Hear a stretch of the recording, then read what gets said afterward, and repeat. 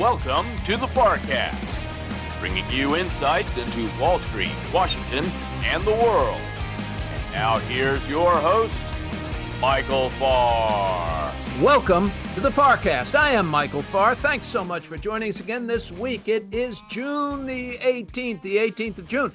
It's my sister Mary Joyce's birthday today.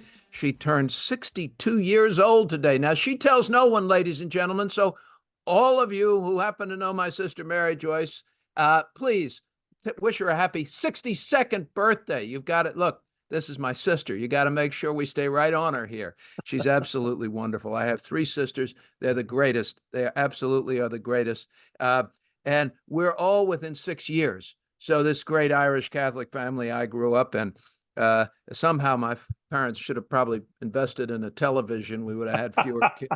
I do remember, though, Kenny Polcari is with us this morning. He's laughing at me. I do remember, though, they kept bringing home girls from the hospital. I'm the oldest.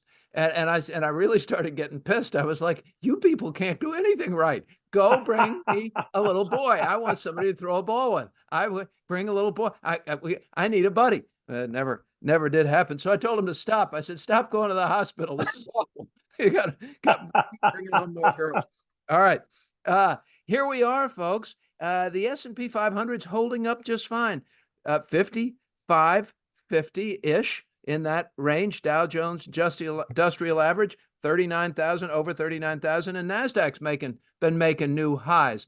This is a narrowly led market that just keeps going higher. And you're beginning to hear all of the old guys going, can't go on forever. It doesn't go on forever. This stops. The air comes out of the balloon.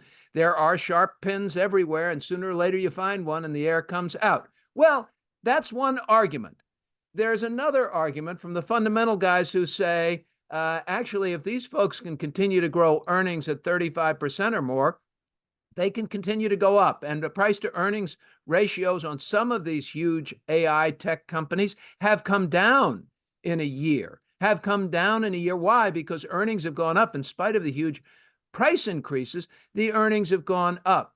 But we have a narrow market and we have a expanding economy. We have a Fed that's focused on a 2% inflation rate. Will they ever get to the point of leaving well enough alone? Inflation may be dropping, may be coming under control. Jeff Lacker and I talked about that last week prior to the Fed meeting. He's back again today. And we're going to have part two about what we got right and what we got wrong. And he's now saying that he doesn't think that there's a rate cut until next year. And he doesn't think there needs to be one next year. How about that? How about them apples? Do you like it? I'm telling you, this is big. He might be right. They're trying to engineer a soft landing. You remember the space shuttle when it would come in and land? Do you know that it did not have power? That was a glide land. It had enough power to lower the landing gear and deal with the flaps, but it did not have propulsive power when it landed. That's what they're trying. And it was a huge damn thing. Tons. So imagine trying to land the U.S. economy. That's what they're trying to do, and they've got a lot of political pressures, too, particularly if Donald Trump gets elected. Jay Powell is in trouble. Or maybe he's not, because Trump could change his mind tomorrow. What do you do in a market like this? Can you invest in the S&P 500 where 30% or over 30% of your money will go into six names? Six names, folks. This is a tough decision for investors everywhere. So what do? Kenny Polcari, welcome back to the FarrCast, CEO of Case Capital Advisors, Chief Market Strategist for Slatestone. How are you, pal? I'm good. How are you? I'm wonderful. Thank you very much. We were talking about our Aura rings, folks. We wear these Aura rings now. Kenny just got one. They're fabulous and amazing. Tell Kenny, yours showed up yesterday. What did you do? You went. So I got it for Father's Day. So I've only had it for a day and a half, right? I charge it. I signed up for the app. I got it all connected. And so yesterday afternoon we went and played pickleball, right, for an hour from 6 to 7. Right. And so this morning I woke up after I'm going through the thing, trying to see what it tells me about sleep and all that stuff. And I got a message, and it said under activities, it said you did something yesterday from 6 to 7 o'clock. we think it's pickleball. Meanwhile, there are all these choices. Could have been wrestling, tennis, baseball, could have been archery, could have been badminton.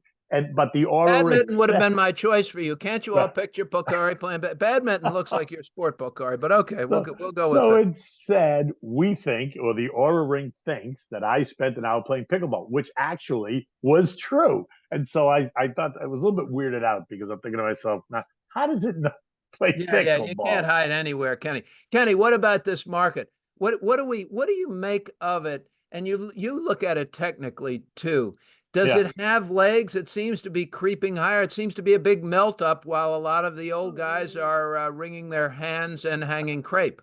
Listen, I think I've thought we've been a little bit overvalued for a while. I was expecting this pullback, which just doesn't come because every time we turn around, there's another narrative about how, the economy is slowing and that's great. And they're getting ready to cut rates and it's only lighting the fire. To your point and to your next guest point, I still don't think we need a rate cut. Look, we've had rates at 5.25% now for 14 months, and we are making new all-time highs. The S&P, the NASDAQ, the Dow, nearly making all new time highs. So the fact that these guys say that rates are so usurious and restrictive is almost laughable to me. Because I don't really see where they're that restrictive. I do see things like food, utilities, insurances continuing to trade higher, and trade higher meaning cost more. For you and me, the consumer. You saw the University of Michigan sentiment survey on Friday. It plunged to a 7-month low because consumers are feeling the weight of this inflation. So I'm in the camp that they still shouldn't cut, although Neil Kashkari came out over the weekend, and he's been a hawk, which has been very interesting. Understand he's a non-voting member. He is a Fed president, but he's a non-voting member, so he's not on the FOMC, so he doesn't get a vote. He's been the one that they've turned to be more hawkish when the street ran away with that 5, 6, 7 rate cut narrative in January. He was going, slow down, boys, not happening. Even listen, a month ago, he even put rate hikes back on the table if the data didn't support it. So this idea that suddenly now, the data switched in a week and a half, the data switched, and now we're going to cut rates in December, that's a reasonable expectation makes zero sense to me. So I'm in the camp like your next guest, that there shouldn't be a rate cut. At least I thought if one comes at all, it's going to come in the first quarter of 2025. And to your point, if the economy remains as robust as it is, I'm not even sure we need it then. I agree with you. I think that they don't really need to cut rates. There's no evidence they need to cut rates. Zero. And I think they've got to be careful about this 2% that they've created. This was their number that they created, So I remember, he was a long-term senator, and they came up with 3% as a number for a major financial policy. And I was asking this senator, very famous senator. I'm sorry, I'm having a senior moment. I can't remember his name to save my soul. But I asked him, I said, Senator, I was talking to him at a bar. And I said, Senator, how in the hell did you guys come up with 3% of all the figures of everything that you had to put in this policy? And he said, well, let me tell you, Michael. He said, I had a bunch of senators who wanted 5 or 6%, and I had a bunch of senators who wanted 0%, and we got to 3%. And I don't know where the 5 or 6 came from, and I don't know where the 0 came from. But as soon as you get a group of senators to agree on a damn number, you go with it, son. Yeah. I was like, Washington policy, the sausage making at its finest. But to your point, they're still attached to that 2% number, which I think is going to change because I just don't think you're going to get inflation down there. And I think the best they're going to get it is around 3%, and then they're going to raise the target from 2% to 3%. And then they're going to talk about how the economy is different and technology is changing the world and artificial intelligence is, changing the world and blah, blah, blah. And this is how they'll justify going from 2 to 3%. And then they'll say, look, we won. We're hearing more about a presidential election now than in other years. And Dan Colarusso told me when I was at CNBC that they're getting more interest, more demand from viewers to talk more about this election. They didn't think they'd have this level of interest until later in the fall. We've mentioned this on the FarrCast. Right. Why the interest now, do you think, number one? And number two, does it really make a difference? Does this presidential cycle, does this election make a difference to markets, and how historically does it make a difference to markets? Well, I think that this one makes a difference to markets because the current administration has gone so overboard in terms of spending, and all these spending plans and giveaways. So did the last administration go way far in spending. Government has just been a spigot that has no valve. Correct. They both do it, but I think this one, the last one, remember, COVID hit, the world shut down. That wasn't anyone's fault.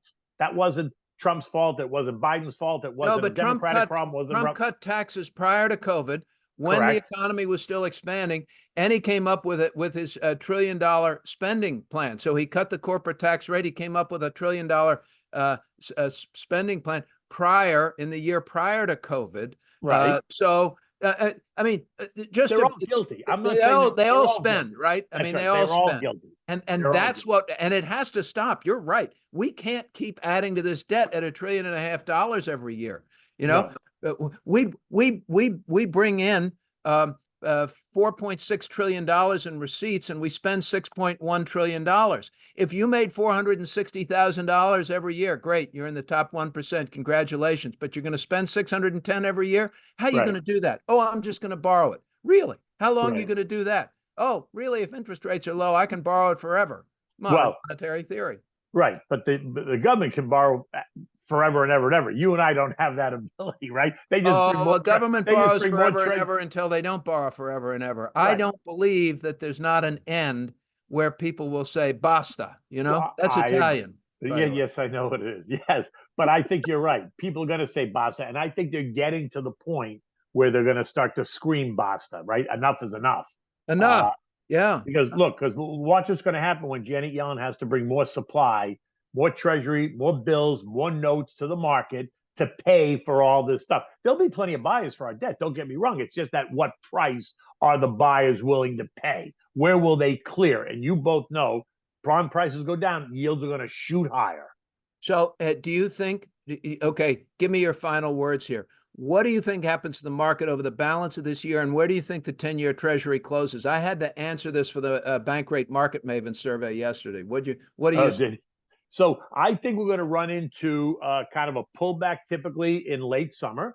I don't think they're going to let it, though. I don't think they're going to let it be a significant pullback, but I do think there's going to be some rumbling as we move into the August-September timeframe, which is always kind of a seasonally weak period. And then I think they end up rallying into the end of the year. I do think they're going to keep this narrative of the rate cut story alive. I do think that they're going to end up cutting rates. Is it December? Is it November? At this point, does it make a difference? I don't think they need to, but I think they're going to. And then they're going to keep that narrative alive, right? I think the S&P is going to end somewhere right in here around the 54, 5,500 area. So I think we're probably backing off from where we are today. And then I think the 10-year is somewhere I think it ends the year somewhere just below 5%. Next week, we have the presidential debate. Tell me what markets do. That's on the 27th. It is must-watch TV. Yes. If you're going to have your drinking game, I think the best suggestion I got was everybody has to drink on the word fake. Try that. Fake. Yeah. You'll be drunk by the first 20 minutes, I think. But that's on Thursday, the 27th. Tell me what markets are going to do on the 28th, Kenny. So listen, here's the deal, and you and I both know this. The political stuff creates lots of drama, and it creates short-term chaos, right? And so depending on how those debates go and what the analysis is of, the current president, how did he do? Was he weak? Was he strong? Was he understandable? Is going to really dictate kind of what the commentary is. I honestly don't think that the debate is going to drive the market one way or the other. I think people will speculate about, Biden's out and Trump is in if that's the way it goes, or Trump is out and Biden's in if that's the way it goes. But then I don't think you're going to get much of, I don't think the market is going to react one way or the other significantly based on what we hear. I think it's much more political entertainment because long-term fundamentals, pay attention to the economy, pay attention to the GDP, pay attention to rates, and listen to what the Fed is doing or not doing. Right. It all comes back to the health of the consumer. There's still 68% of GDP growth in this country. It's the consumer. Pay Correct. attention to the consumer. And that consumer sentiment survey said they were nervous. Kenny Polcari is the CEO of Case Capital Advisors, chief market strategist for Slate Stone, and my great friend. Thanks, KP. Thanks, Mike. It's always a pleasure. See you next time. Pleasure's mine. We're coming back with Dan Mahaffee to talk more politics, and then Jeff Lacker will be back, and we'll decide what we got right, what we got wrong, and what the Fed might be getting wrong. Please stay with us.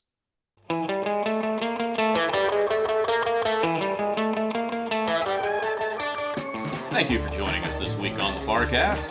Now it's time for political analyst Dan Mahaffee and your host, Michael Farr. Welcome back to the FarrCast. Joining us now, as he does each and every week, except for the weeks when he doesn't, Dan Mahaffee from the Dr. Scholl Foundation, where he's vice chairman, Center for the Study of the Presidency and Congress, and the senior political analyst. Welcome back, Dan. Good morning, Michael. Great to be talking with you again. Thank you. Yes, indeed. I was watching our friend Leland Vittert on News Nation last night as he was covering the attacks on Joe Biden being decrepit, wandering around and looking lost, being led off stage by President Obama, a couple of these other things which he said were basically mean and unfair, and the Republicans are just claiming triumph over the president being elderly. Is this fair? Is it a factor? Leland Vittert, of course, always trying to be fair in what he reports, said both, actually. Yeah, he's getting attacked, but it's not unfair. Mm-hmm. No, I think it's a good question. One, because almost everyone who brings up their doubts about Biden in focus groups and polling, the first thing that inevitably comes up is age. Anecdotally, when talking to folks about the election, the first thing that comes up is Biden's age. Now, a lot of those people also then acknowledge Trump's age shortly thereafter, and it fits into this narrative of disappointment because, again, it is why do we not have better candidates to choose from? But it's probably the main point that resonates, particularly when looking at swing voters, independents, the so-called double haters that we've tracked. All of them point to Biden's age as being one of the key things. So it's does it come down to the old guy or the crazy guy is the simple version of what people are asking. The old guy or the crazy guy, that sounds a little pejorative, at least in terms of former President Trump. But I've heard it. I mean, I've heard it too, anecdotally. I mean, I think you probably all heard it. So we're coming up with the 27th of June, where we have this debate next Thursday. A week from this Thursday is this big presidential debate. The rules are out. First, I'd like you to go over the rules and tell us what you think this means and what happens that evening. Is this the big game changer to change the world that everybody seems to be, licking their lips over, going, this is it, this will change everything? I don't know, Michael. My gut feeling right now is that it really cements that sense of disappointment between the two, unless someone has a very strong or surprising performance. But the rules will make this unlike any debate we've ever seen. No audience, no notes, no advisors, certainly no help from aides, but no audience. And the fact that they'll be able to mute these mics, in some ways. Look, some have said, does this protect Biden because you have these strict time limits? Trump can't talk over him. On the other hand, this might be protecting former President Trump from himself. This is, we remember 2020, the point where Biden was seemingly hectored by Trump in their one debate that ultimately it backfired on Trump, the way that that debate went in many viewings of it or reviews of it. So look, I think this is not the end all and be all. It probably is the beginning of the first act, as it were, the end of the beginning. We've had this, not truly competitive primary process. We've had sort of a knowledge almost since 2022 that we're on this path. So I think this is the first act, the end of the first act and what leads to the second act of the campaign season. Will this be a big deal moment for this campaign? Does it change everything for the folks and the conspiracy theorists out there who've been saying you just need to wait for this debate? One of them's really going to screw it up. Both of them are going to screw it up. We're going to end up with different candidates. This is going to change everything. Give us your read. Look, I don't think it changes everything because the mechanisms to then have a revolutionary change after this are very hard to come by. We would have to really rewrite a lot of the political playbook. If anything, I think it locks in the sense of that it's these two guys and how do each of them try and downplay their weaknesses and play up what are the perceived weaknesses of the other. So for Biden, again, how does he seem not too old? How does he seem with it? And for Trump, how does he seem less angry, less focused on revenge, and presenting more of a positive agenda of what he would do? Can that be done? Is this achievable? And that's the million dollar question. Less, if I knew the answer to that, I'd be back on that island sipping Mai Tais and not here this morning. That said, though, look, it requires, I think, Biden has shown that he can rise to certain occasions. It's difficult for him. For Trump, though, it's really tampering down the sense of grievance over his cases, the legal troubles he's in, the 2020 election. All those things can get under his skin, and I think that is what would really be an issue with the swing voters and independents: is can Trump look more conventional, look more establishment? We've tried to see some of that, or we've seen him trying to do some of that this week with the visits with congressional leadership, the visits with CEOs. Look, the stories out of those weren't exactly fully positive, though, but you see him trying to emphasize less of the MAGA group, and how does he look more like an establishment normal Republican? We've seen a lot more of that recently, and I think that's the advice he's getting when they're looking at what the swing voter is concerned about. Okay, handicap this for me. Tell me the odds that Trump basically walks away as the winner from this versus Biden walking away as the winner. Where do you see it coming down? I still see it as close. I think just on vitality and energy, Trump has probably a 55-45 edge going into this. Okay. If he's over there on the side with his microphone off and looks like he's muttering to himself angrily, we're seeing visions of Trump back in court. Does that help or hurt him? It seems to me that would hurt, but what do you think? That would hurt him with it's the questions of the behaviors that help him with his base, with the rally base, don't help him with the swing voter. So I think that hurts him. And the swing voters matter because his base is locked up. So that's where he really needs, that's right. And those are the things that look at, handicap all these moves and understand them within that framework. The Biden actions on immigration, they're not going to do anything to change the opinion of someone who says they're voting for Trump and their number one issue is immigration. On the other hand, it's trying to show the swing voter that Biden is a more thoughtful, taking a more thoughtful, law-based approach to this than Trump would, and is receptive to concerns about immigration, but it's really for the swing voter, not trying to move any base opinion. Understand. I'm going to shift overseas. So Kenny Polcari said, look, the elections and political noise generate a lot of emotion and short-term volatility, longer term, not so much. It's going to be policy as we get through, and we'll have a better sense of that after November. Too. And also I think markets have to remember, we've seen both presidencies before. There's a sense of knowing what the policies are, knowing what the agendas look like. What an excellent point. I think that's a really important point, Dan. Thank you very much for making it. We've seen both presidents before. We have an idea. I think I guess if I were going to characterize that, I would think that the worry for a Biden presidency would be more of the same, but less so. And the opposite for Trump, more of the same, but more so. That seems to be what we're getting. I think that's sort of what I'm seeing. Okay, Dan, I want to get to Bibi Netanyahu, and then I'm going to go because we're running out of time. I can't believe it. I'm certainly going to watch next week. I suggest that the drinking game word for the debate be fake. We'll try that. maybe it should be something like idiot. You could be too drunk if you really go with fake. You're going to drink every time they say fake, but we'll see.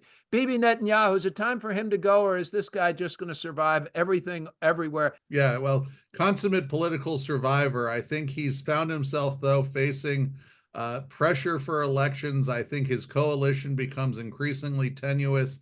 But so much of this, though, like last week, it's still the same playbook as it came down to the ceasefire. You've got a lot of radicals who have a veto power over each phase of this. So the thing that Netanyahu continues to benefit from is the lack of a clear alternative to him at this point. Whether Benny Gantz or some others who have left this war cabinet can now have that gravitas to take over, we'll see. But ultimately, it comes down to whether his coalition holds. And to do so, he's going to have to rely on some really unsavory elements of the Israeli right. This matters, folks. This matters. And one criticism I heard that I really agreed with this morning was that Bibi Netanyahu is much better at American politics than he is Israeli politics, that he plays much better to our audience. He works much better with our Congress, our Senate, and our executive branch. Masterful, as a matter of fact. Mm-hmm. So I thought that was really cool criticism, that he better here than he is there. So much of what happens there depends on his military attitude and action. It's the attitude towards the military and action. And Josh Bolton last night was suggesting that he should have gone sooner, should have gone harder. And he waited too long for political stuff and probably screwed things up. We'll see. Dan, between now and next week, what are you watching in Washington? And I've got to go. Looking in Washington, we're starting to get at least the sense of what work can be done before the end of the year. Of course, the normal defense appropriation cycles, looking through what the numbers for next year will be. They're going to want a big boost in defense spending again. And then also January 1st, the debt ceiling comes back into effect then. The deal is over. So how do they start to think about that and manage that in what could be a tumultuous lame duck? Tumultuous lame duck. If I'm seeing signs and odds increasing for a Republican sweep, you wouldn't worry about it too long about getting funding if you had a Republican sweep, would you? No, I wouldn't. But again, it's how much work can get done, what can be pre-prepared so we're not stuck in continuing resolutions or government shutdowns next year. Dan Mahaffee is the vice chairman of the Dr. Scholl Foundation, a fellow at the Center for the Study of the Presidency and Congress, a Washington, D.C. think tank, and our senior political analyst on the FarrCast. Thank you, Dan. Thank you, Michael. We're going to be right back with Dr. Jeffrey Lacker, former president of the Federal Reserve Bank of Richmond, was a voting member of the FOMC for many years, is a PhD economist, one of the smartest guys we ever talked to on the FarrCast, and also one of the nicest, my great friend. We're going to be right back. Please stay with us. Michael Farr and the FarrCast are proud to support Heroes, Inc. Heroes supports the spouses and children of law enforcement officers and firefighters who gave their lives in the line of duty to the greater Washington, D.C. community. Their singular goal is to honor the supreme sacrifice made by these individuals by caring for their families. Heroes' work begins within 24 hours of the tragic loss and continues indefinitely. We invite you to learn more about Heroes' mission at heroes.org. We hope that you will consider supporting Heroes as they endeavor to honor those who protect us. That's heroes.org. Heroes, here for you, here for good. And now, back to the FarrCast and your host, Michael Farr.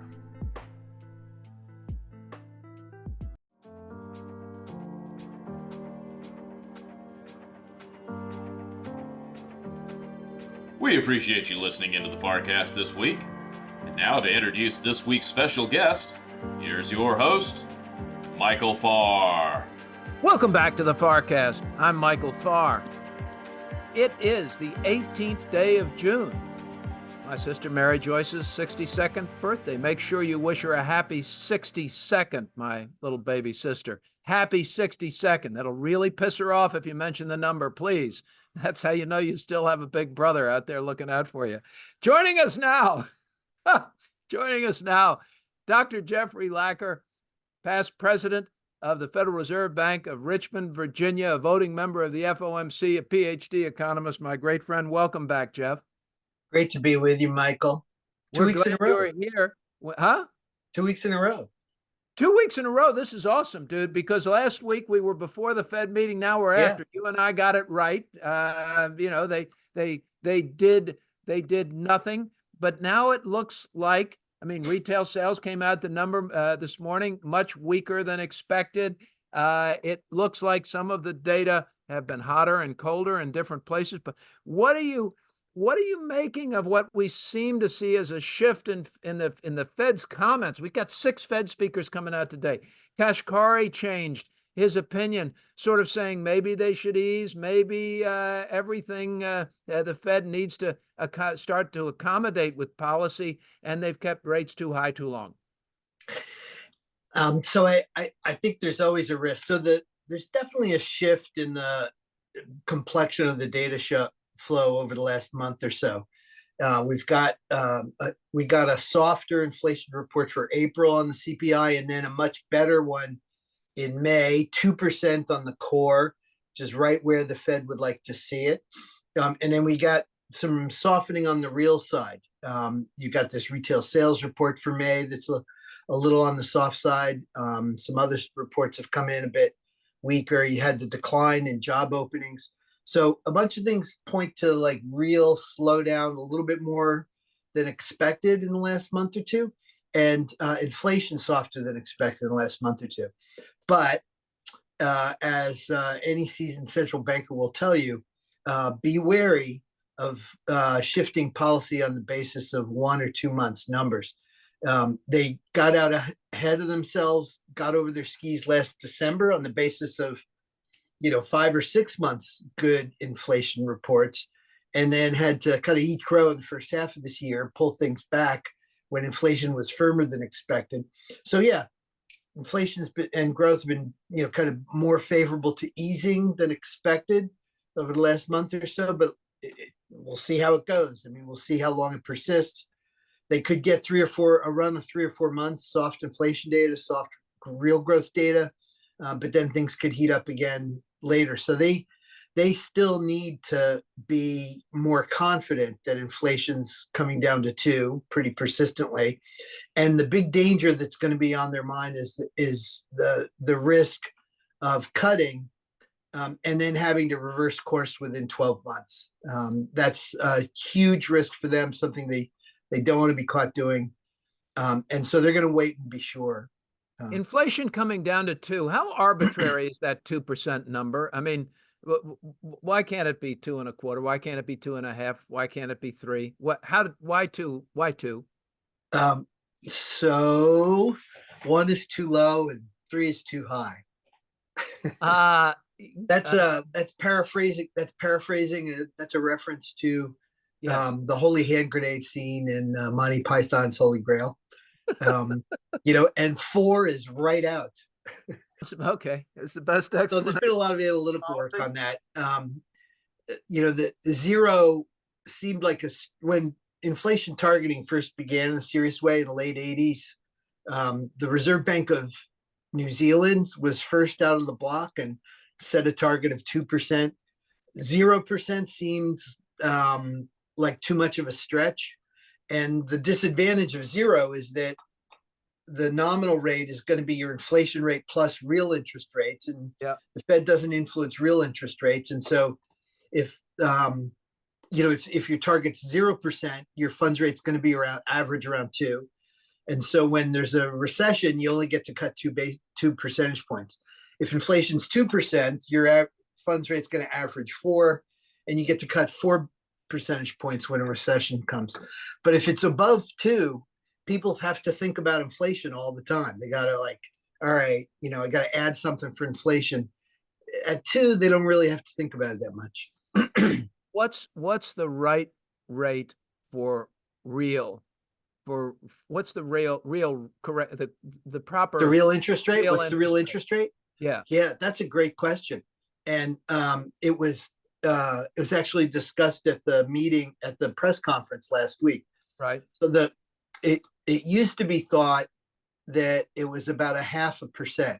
The real interest rate was about 0.5% back in the 2010s. Okay. This had come down. Estimates of this have come down since the 80s pretty dramatically. And the thinking is that the worldwide demand for US Treasuries as a safe asset to be used as collateral in financial transactions and hedging and the like, and just as a savings instrument, given how screwed up a lot of other countries are around the world, has driven the demand for US Treasuries more strongly than other securities, and that's driven down the real interest rate on US government bonds. Lately, however, the real interest rate is rising, and the current model estimates range from 1.25% to 2.5%. Right. And so now it looks like it's about 2%. So it'd be a good guess. And will that be the reason that the Fed has to ultimately, I mean, is that the strongest argument that they ought to cut? Will they accept a 0.5 point real rate target? Is there any consensus there? No. So the economic projections released after every other FOMC meeting show the committee members' estimates, all 19 Right. of them, estimates of the long run real rate. And those have been inching up since December when they were 2.5. They went to 2.6 in March, and the median is 2.8 now. And almost everybody increased, about half the members have increased their estimate. And I think that's going to creep up going forward. We have 6 Fed speakers out today. 6 Fed speakers out today. We saw Neil Kashkari sort of flip-flop here from being a hawk to maybe we could have a rate cut in December. But we're going to hear from at least 6 today. So 2 things. What would get Kashkari to change from being so hawkish to saying maybe a rate cut's actually appropriate in December? And how coordinated now are these? Is the message of a Fed speaker, no matter, look, he's laughing, by the way, we're on video here, folks. Lacker's laughing at me when I say it, but look, jawboning's a real thing. What the Fed says matters in terms of the influence of policy, and it's a real tool that was mastered by Greenspan, except he was the only one allowed to use it. Right. So what I mean, are these guys given water to carry? I don't think they're given water to carry so much as they're encouraged to explain the committee as a whole to the public as opposed to their own view. They're encouraged to emphasize the consensus view of the committee. And when I say the consensus view, you mean Jay you can Powell's strike view? out consensus and put chairman's view in there, right? I mean, because he's always by definition, he's always in the consensus, at least the way he runs, the way Fed chairman run the committee. In the old days under Greenspan, you're right, he spoke, no one else spoke. Strong norm within the committee to defer to Greenspan, let him speak about policy. Under Bernanke, he's an academic. He likes seminars where everyone speaks their mind. So he kind of let us loose. And from 2006 on, you saw Reserve Bank presidents articulating very different perspectives on monetary policy. That proved inconvenient in the crisis because the board in New York did some controversial things, and the critics of the Fed in Congress could point to members of the Federal Open Market Committee who were saying things that were slightly askance of what Bernanke was saying. Proved inconvenient. Over the last, say, 14 years, 12 years maybe, the Fed has the Board of Governors has changed its approach to Reserve Bank presidents recruitment, and they've steered the reserve banks towards recruiting people with a greater affinity for conforming to the chairman's view, the mainstream view. And Chair Powell is clearly enforcing a different set of expectations, I think, on So one evidence of this is that the rate of dissents has dropped in half under Powell. Is that It's can't be half a as good many thing. dissents. I mean, I mean, for a meeting. free market economist, that can't be a good thing, that the rate of dissent has dropped in half. You want every voice out there, and you want to get in there and fight, and you want to hear everybody's opinion. You don't need the conformity, right? I mean, I Yeah. don't, Jack Welch said, if you have a good yes man, one of you is redundant. Yeah, Yeah. I agree. And a number of economists have questioned whether, one contributing factor in the Fed's horrific delay in late 21 and early 22 that made the Yes. inflation bulge, bigger than it otherwise would have been, last longer than it otherwise would have. One of the factors may have been that they didn't really have a robust set of diverse views they were really bringing to bear and paying attention to. So that's the downside. The other downside is that it places a lot of pressure on the chairman and their communication. And he's slipped up every now and then in ways that kind of bollocks up markets, I think. And so that's another thing worth considering as well. You said in the past couple of days, because I saw you quoted, that you didn't think necessarily that we would have a rate cut this year, and we might not even need one in 2025. Now, while you said we might not need one. So is that correct? Number one. And number two, no matter what we need, do you think the Fed's going to cut them anyway? I think it's more likely than not that they're not going to cut rates this year. It's more likely than not, I'll think they shouldn't cut rates this year, and they're more likely to cut rates than they are than for me to think they should cut rates. What are the odds Jay Powell cuts rates in December, sort of as a hat tip to the political environment? There, I did it. Yeah, I don't think so. I don't think he's thinking that way. I think one of the things that's going to hold him back is that there's sort of two ways to cut rates. One is, okay, here we are in the middle of this stretch. The rate's been 5.3 for a while. We think we need to nudge it down. We're just going to nudge it down. We're going to leave there for a while. We just think we need this little adjustment. Now, if he did that, it wouldn't necessarily set financial markets on fire.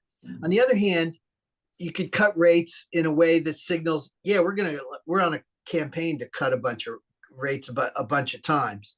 That would set markets up. So he was specifically asked about this at the press conference last week, and I thought it was a mistake of him to say, the first rate cut is highly consequential.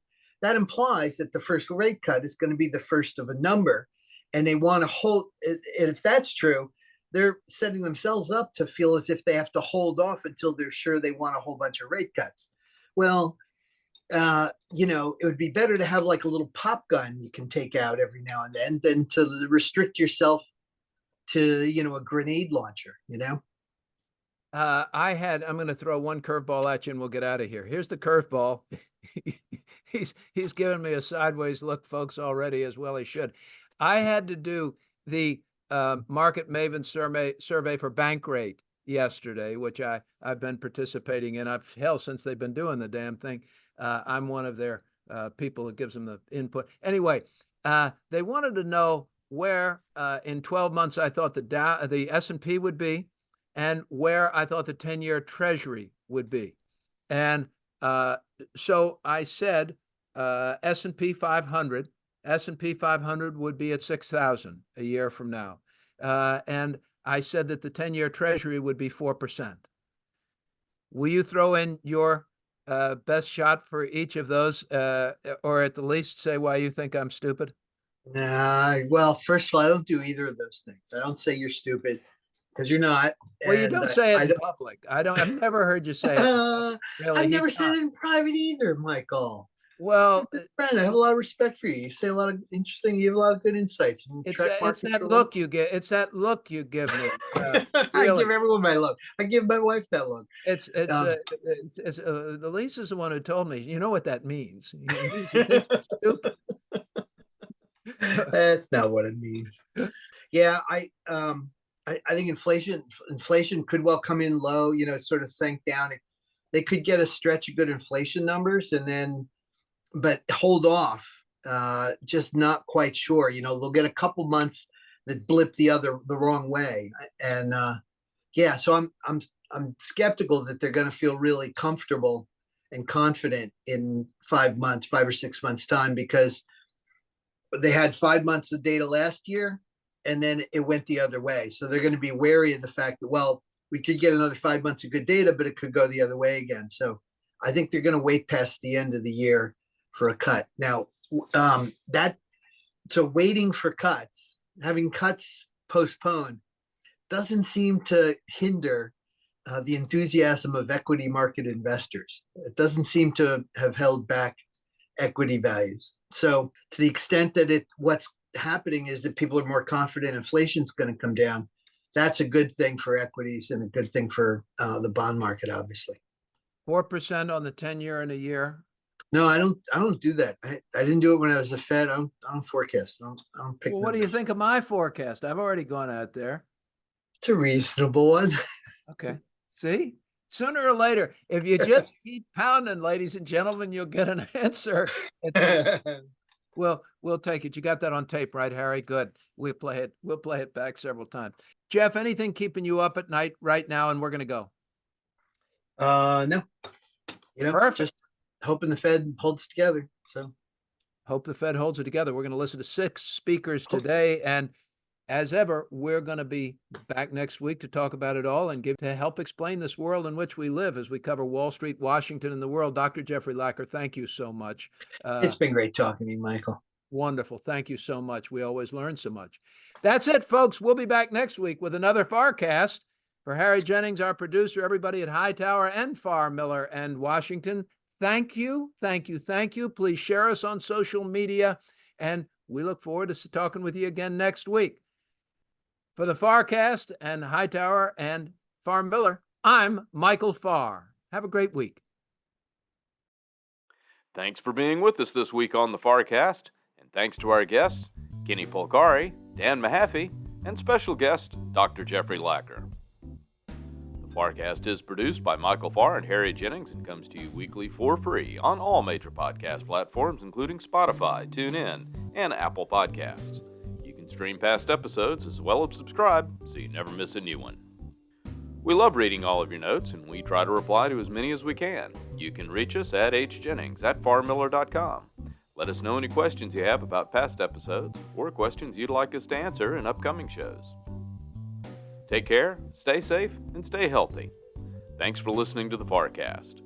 Wall Street, Washington, and the world.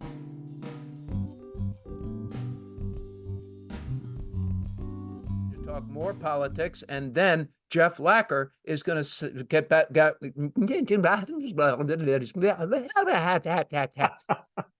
3, 2. And who can argue with that? Yes, 3, 2, 1. Jeff Lacker. Farr Miller in Washington is a group comprised of investment professionals registered with Hightower Advisors, LLC, and a SEC-registered investment advisor. Some investment professionals may also be registered with Hightower Securities, LLC, member FINRA and SIPC. Advisory services are offered through Hightower Advisors, LLC. Securities are offered through Hightower Securities, LLC. All information referenced herein is from sources believed to be reliable.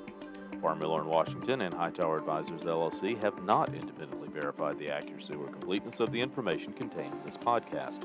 Farr Miller in Washington and Hightower Advisors, LLC and any of its affiliates make no representations or warranties, expressed or implied, as to the accuracy or completeness of the information or for statements or errors or omissions or results obtained from the use of this information.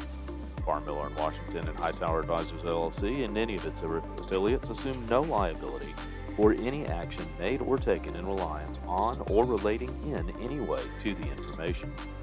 This podcast and the materials contained herein were created for informational purposes only. The opinions expressed are solely those of the authors and do not represent those of Hightower Advisors, LLC or any of its affiliates. Farr Miller in Washington and Hightower Advisors, LLC or any of its affiliates do not provide tax or legal advice. This material was not intended or written to be used or presented in any way to any entity as tax or legal advice. Clients are urged to consult their tax and or legal advisors for related questions.